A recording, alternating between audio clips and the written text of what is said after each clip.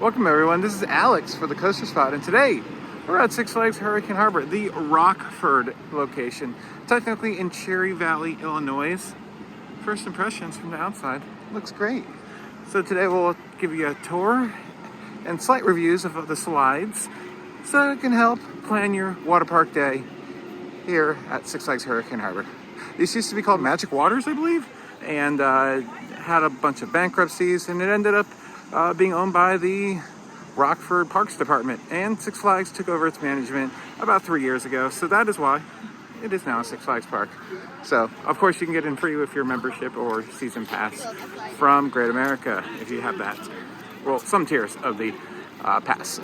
So I'm not going to comment on any prices and everything because right now Six Flags pricing and passes are ever changing, so we don't need to talk about those right now because they'll probably be outdated by the time you see this. Here's the entire map. I've gone through the entire park so far and have some thoughts about it, so I'll sprinkle them in while we're going through it. It's not the largest park, but I think they have a good collection. We'll talk more about that as we go around. We entered in the south entrance. I think the north entrance they use on busier days once that lot fills up. The first thing you're gonna get is changing rooms here at the beach hut, and then the Surfside Cafe. I'm not going to show you most of the food. It's mostly burgers, French fries, chicken fingers, funnel cakes, normal amusement park food. So I'll point out where the places you get stuff, but not talk about it too much. The first slide we're going to get to probably has one of the most fun moments in the park is Typhoon Terror. This is the only slide that's going to require more than one rider at a time. You can either be on double tubes, that green one over there, or Cloverleaf, we see 4. So it's either 2, 3, or 4 riders. Very small slide. It has a mini funnel, as you can see right there, which you drop into and go back and forth and exit out the funnel end. So it's a fun ride. They do have a paid skip the line pass. It's only on 2 rides, the Typhoon Terror and the last slide they'll show you in the park. I don't know how much it costs or anything like that, but it's available for you on really busy days. And then the Abyss are the yellow and blue slides. These are some tube slides you can either ride solo or in a double tube, and they're completely in the dark with nice dips and turns. Kind of thrilling. It will definitely catch you off guard with some of those dips. The Paradise Pipeline is the orange and purple slides. I like how these slides are all on just a hill. I like when slides do that instead of climbing up a tower. It just feels more bobsleddy in my opinion. I like that.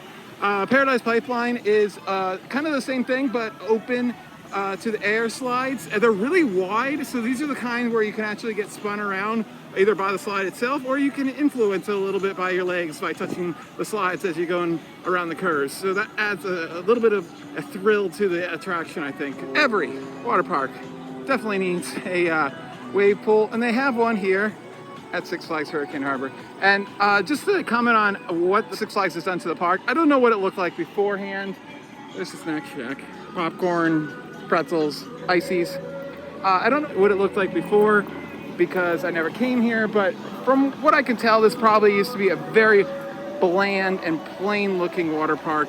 And Six Flags has come in and renamed a lot of the slides. They were probably just called tubes, if I were to guess. Comment down below if you're an expert on this place. Magic Waters. I think they came in and just changed a lot of the names so they're more exciting than just like Tube Slide or something rather not. So I like that. And then I think they might have added this theming to make it look more Hurricane Harbor-esque, but I like it. And this wave pool is very actiony. I like that. I like when you see the waves crashing and that they're that frequent.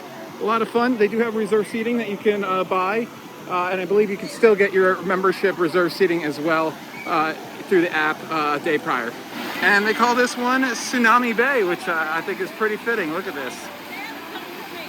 I like the signage they put on the back there. Very colorful and exciting. Of course, the waves will alternate from on and off with a feels like about a 10-minute or so cycle on and then off. So you can get your action in and then chill out for a little while just in the giant pool. Before we get deeper into the park, across the way from the wave pool is Island Traders, where you can get everything you need for your water park day, including souvenirs. So swim diapers, swimsuits, shoes, rash guards, all those types of things. And drinks. They got it all. Here is the Bermuda Triangle. Your entrance is just going to be to the left of Island Traders. This is a series of 3 body slides. It depends on how fast you can go down them. Definitely the middle one's the most exciting with that double dip. The other ones meander and you can get slowed down pretty quickly, but a good starter one for sure.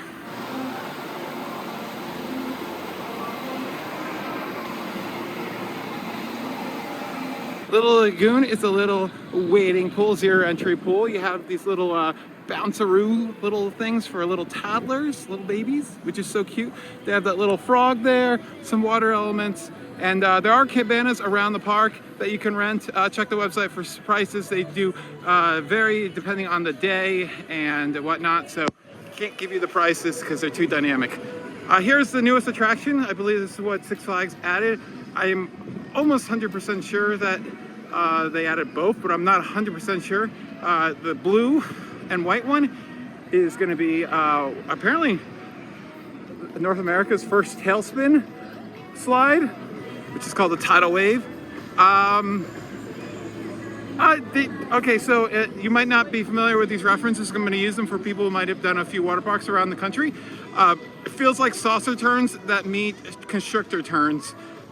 So you kind of go into these open up areas and you kind of like swoop in really quickly, and the whole turn really like juts out really quickly and then gets tight really quickly, so your speed varies pretty heavily. And then you can see all those polka dots and stuff like that. They have really cool lighting effects inside the tube, which is neat. And then we have Wipeout, which is a aqua loop. I think it might be the only one in the Six Flags chain, which is pretty cool. Unfortunately, today for my visit, it is not open. I've done 2 of these prior. One was not too far from here up at Noah's Ark, and it was really rough, and I really enjoyed it, but I couldn't ride it more than twice. And I did another one recently in Ocean City, Maryland, and that's the footage you're seeing of, and I loved it. It was smooth as butter. So these are pretty intense though. It looks like you go upside down, but you don't. You kind of just go uphill and drop down again really quickly. You can get stuck, but there's an escape hatch at the bottom if you don't make it all the way over, so no problem there. But yeah, definitely 2 of the better slides in the park. I'd say that the Wipeout is probably the best slide in the park without doing it, so I can almost guarantee it that would be my favorite slide here. So as I said, next to Island Traders is the entrance to the Bermuda Triangle and Riptide Rush. They share a staircase until you get towards the top, and Riptide Rush is this giant freefall body slide, speed slide. 2 of them. It looks like they have some kind of racing mechanism. I don't think it's operating now. Take a better look at it, but then there's like this little truck here. You can get your common chicken strips, buffalo's chicken, and just here's an idea of the prices. They're pretty standard for amusement parks. Dippin' Dots. This little spray fountain over here looks nice. And then here's a look at that giant speed slide.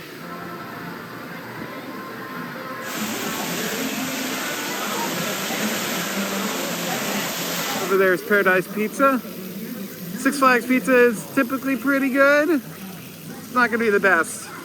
If you're expecting Chicago style quality, you're not gonna get it. Here's Castaway Creek, which has a lot of nice theming, a lot of trees and shade, which I really highly enjoy and like. Lots of little water fountains to spray you. A nice, lazy, and interactive time on your lazy river adventure. Now we gotta cross over this bridge to get to our final thing, Caribbean Cove. The majority of the cabanas are not by the water park, but they're by the kids area in the lazy river. And there's that second entrance if you want to get your bearings. We have another changing hut right over there. And what's nice about this lazy river is it has branching paths, which you don't see very often. And one does not get you as wet as the others. This one gets you very wet. If you go to the left there, it gets you dry.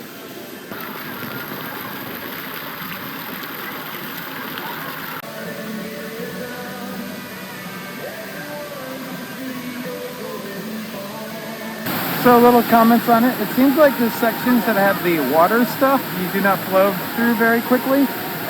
Another thing is all the employees here have been very laid back, friendly, and nice, and I love to see that. Way better than Great America. Not that they weren't unfriendly, but They were way more interactive here, and I really enjoyed that. So that was nice. Lots of nice shading over here and places to sit, with a small little splash pad over there on the left there. And then the giant interactive water playground there. You have a few slides that are quite big, the green one and the orange one, and then that big tipping bucket. Look at that. That's fun. I love a good tipping bucket. And there it goes. Pretty frequently. But a very, very small amount of water dipping at the same time. That is actually kind of pathetic. Other than that, I like this water park. That's it. I think it's a really good complement to Six Flags in Chicago, and I see why Six Flags took over the management. And I'd like to see it expand a little bit, but I think it's, if you live somewhere between the two, I think it's a really good way to have a quick outing out, not a full day, especially if you have that membership or season pass that gets you into both parks. I think it's a great value there. Anyways, we're doing lots of water park tours all over the nation and amusement park stuff. So hit that bell for instant notifications when videos come out. Subscribe, like, and comment. And if there's any other questions you have that I didn't answer, put them down in the comments down below. I'll do my best to answer them.